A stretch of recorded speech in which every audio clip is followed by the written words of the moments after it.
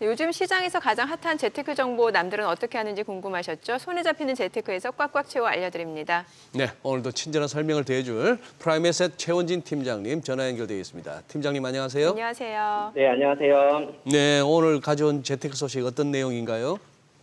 청년들의 자산 형성을 위한 청년형 소득공제 장기 펀드가 이달부터 도입되면서 자산 운용사들이 관련 펀드를 앞다투어 출시하고 있습니다.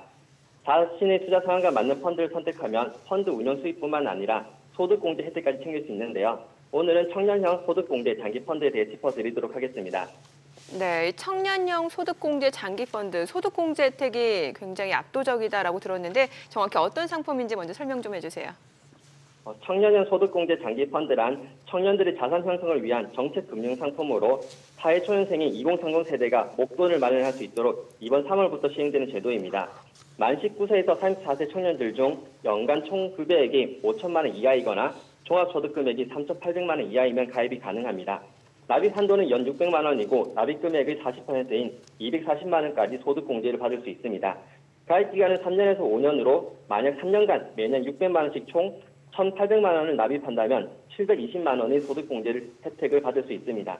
세율 16.5%를 적용한다면 약 119만 원을 돌려받는 셈입니다. 현재 장기펀드 중에서는 청년펀드가 유일하게 소득공제 혜택이 있는 상품이며 소득공제를 받는 만큼 수익률이 높아진다고 볼 수도 있습니다. 청년들이 직접 투자할 때 너무 잦은 매수와 매도로 인해 손실이 발생하는 경우도 있는데요. 청년펀드는 이를 막아주는 효과가 있어 청년층의 자산 증식에 도움이 될 것으로 보여집니다. 네, 소득공제율 40% 상당히 높은 편이네요. 자, 최근 자산운용사에서도 잇따라 이제 청년들을 위한 이 소득공제 장기 펀드를 선보이면서 MZ 세대 고객 잡기에 열을 올리고 있다던데요. 네, 청년펀드가 도입되면서 관련 상품들이 쏟아져 나오고 있는데요.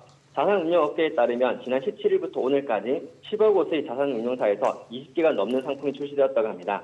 많은 상품이 출시된 만큼 투자 전략 또한 다양하다 보니 청년들의 투자 스타일에 맞는 펀드를 선택할 수 있게 되었습니다.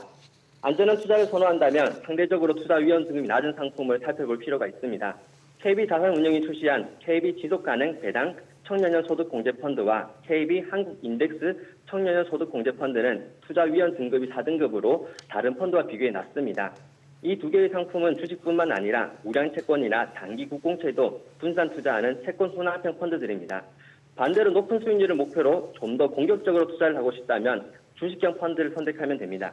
미래에셋 자산운용의 미래에셋 코어테크 청년소득공제, NH아몬드 자산운용의 한국, 미국 성장 청년형 소득공제펀드 등이 위험 등급이 높은 주식형 펀드에 속합니다.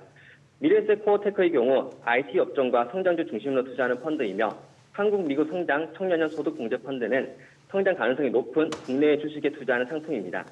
2030 세대의 관심 분야에 특화된 상품도 있습니다.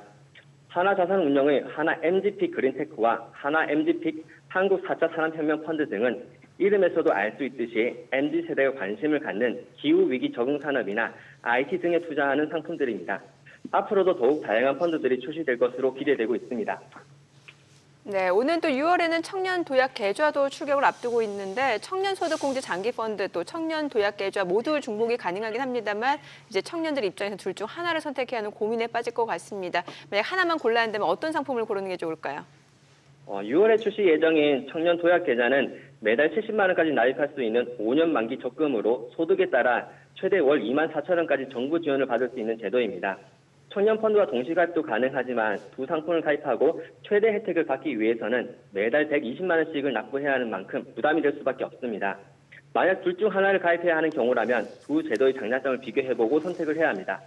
안정적으로 목돈을 만들기 희망하는 청년은 이자 소득과 함께 정부 지원을 받을 수 있으며 만기 시 15.4%의 이자 소득세 또한 면제받을 수 있는 청년 도약 계좌를 선택하는 것이 좋습니다.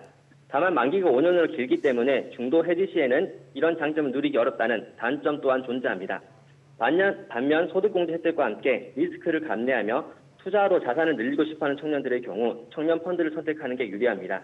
매년 600만 원의 소득공제 혜택과 함께 높은 수익률 또한 기대할 수 있기 때문입니다. 결국 본인의 저축 및 투자 상황을 파악한 뒤 소득공제 혜택과 안정적인 목돈 마련 중에 각자 상황에 맞는 제도를 선택하는 것이 중요해 보입니다. 네.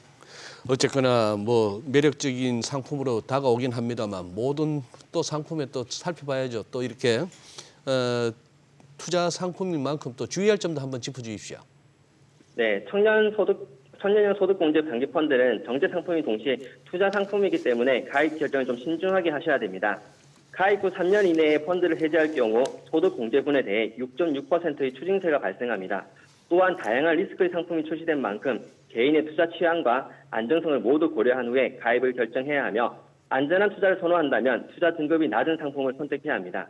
끝으로 투자 상품인 만큼 예금자 보호가 적용되지 않기 때문에 원금 손실의 가능성 또한 있다는 것을 명심해야 합니다. 네, 내용 잘 들었습니다. 고맙습니다.